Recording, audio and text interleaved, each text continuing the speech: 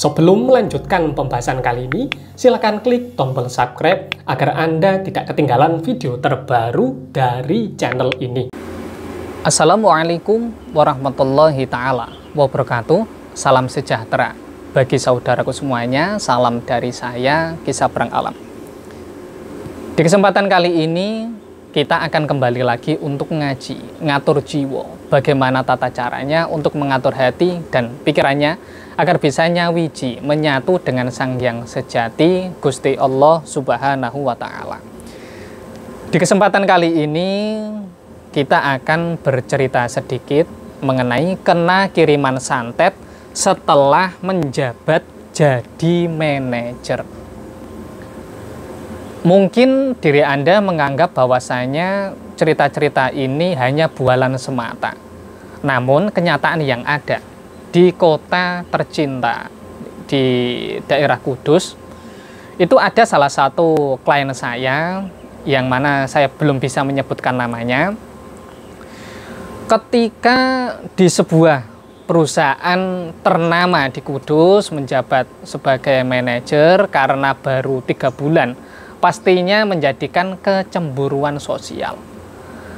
Lah, klien saya ini cerita sama saya sambil nangis-nangis, sering difitnah, kemudian sering dicarikan kesalahan-kesalahan dengan tujuan agar istilah Jawanya itu dilorot dari pekerjaannya, yaitu diturunkan dari jabatannya saat ini. Ternyata dalam dunia kerja, hal-hal semacam ini merupakan suatu hal yang lumrah. Mungkin kalau hal ini masuknya di ranah semacam ancaman, mungkin hal ini bisa dilaporkan di pihak yang terkait. Namun ketika hal ini ada kaitannya masalah spiritual, maka langkah yang bisa dikerjakan yaitu dengan mengamalkan beberapa amalan spiritual.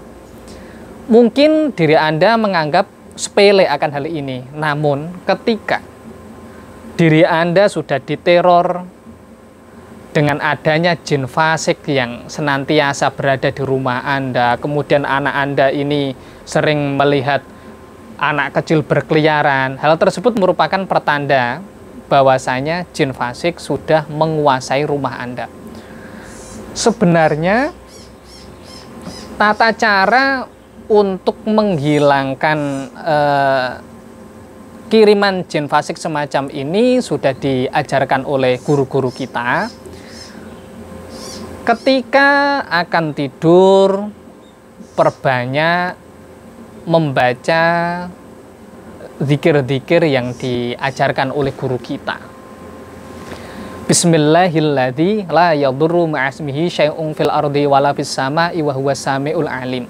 Sebenarnya zikir-zikir sederhana ini memiliki pancaran energi spiritual yang begitu tinggi, begitu maksimal. Namun terkadang disepelekan dengan alasan bahwasanya klenik itu tidak ada, klenik itu hanya buatan dan lainnya. Kalau klenik itu hanya unsur-unsur khayalan dan lainnya, mengapa guru-guru kita, ulama-ulama terdahulu sampai mengajarkan amalia-amalia semacam ini? Ini sampai tebel semacam ini loh. Hal ini karena untuk menjaga diri kita agar terhindar dari hal-hal yang mana ketika dipikir secara nalar itu tidak akan ketemu. Biasanya orang semacam ini akan percaya jika hal tersebut sudah menimpa akan rumah tangganya atau keluarganya. Dan hal ini yang terjadi sama klien saya. Setelah rumahnya ini merasa akan adanya sihir dan lainnya, baru menghubungi saya. Dan mohon maaf, bukannya saya dalam hal ini tidak mau membantu dan lainnya.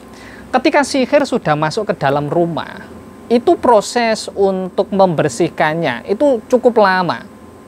Mungkin di luaran sana ada yang mengatakan saya mampu membersihkan dalam waktu 3 hari. Itu kenyataannya tidak ada, prosesnya begitu lama. Kecuali kalau yang membersihkan ini orang-orang yang tingkatan spiritualnya tinggi, yaitu orang yang paling dekat dengan Gusti Allah.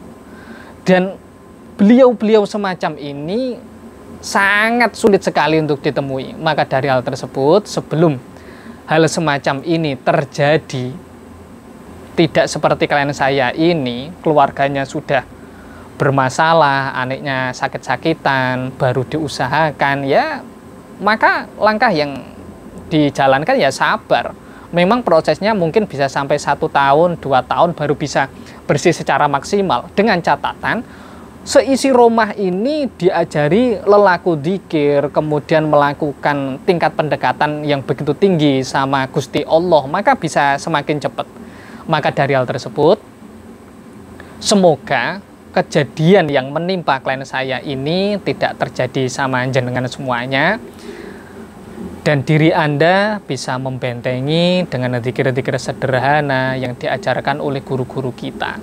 Mulai dari surah An-Nas, surah Falak, surah Al-Ikhlas, kemudian ayat kursi, kemudian bisa dibarengi dengan zikir-zikir Rotibul Hadat ataupun Hizib Nasor dan zikir-zikir lainnya. Bismillah, dengan izin dari Gusti Allah Subhanahu wa Ta'ala, kejadian terkena kiriman santet semacam ini tidak terjadi kepada saudaraku semuanya.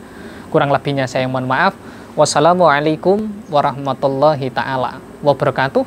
Salam sejahtera bagi saudaraku semuanya. Salam dari saya, Ki Sabrang Alam.